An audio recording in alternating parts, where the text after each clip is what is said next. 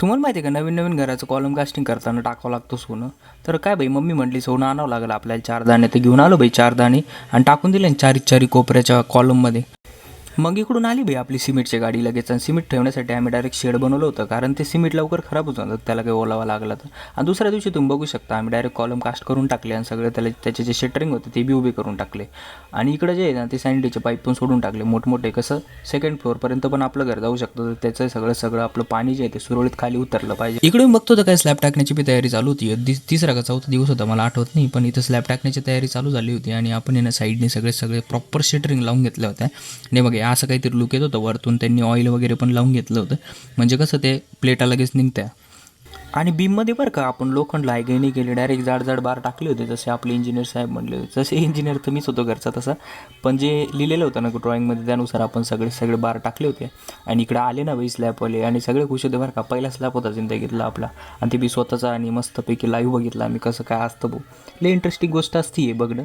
तुम्हाला तर माहीतच असेल, तुमच्या घराचं झालं असेल तर. मग काय, आम्ही इथं साईडलाच बसलेलो होतो तोपर्यंत या लोकांनी त्यांच्या मशीन वगैरे जे असतं ते सेट करून घेतलं. हे बिले अवघड काम असतं बी, डायरेक्ट असं वरती चढावं लागतं त्या बल्ल्या बिल्ल्या लावून. काय माहीत भाऊ कसे करते, आपल्याला तर तुम्हाला माहिती आहे कीबोर्डचे बटणं दाबल्याशिवाय दुसरं काही जमतच नाही. आणि इकडे मशीन बी आली होती बरं का स्लॅब टाकण्याची. त्याच्यासाठी सगळे मस्त पूजा वगैरे करून घेतली मम्मी पप्पाच्या हाताने, आणि सगळ्याला मस्त पेढे वगैरे वाटून घेतले.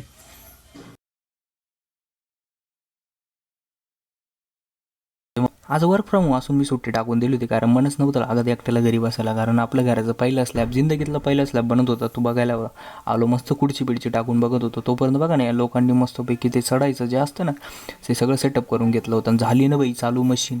लगेच एक जण वाळू आणतो, एक जण आणतो सिमेंट आणि टाकतो बाई त्या मशीनमध्ये, आणि लगेच माल बनवून वरती. आणि सपासप बाई स्लॅबचं काम वरती चालू होतं.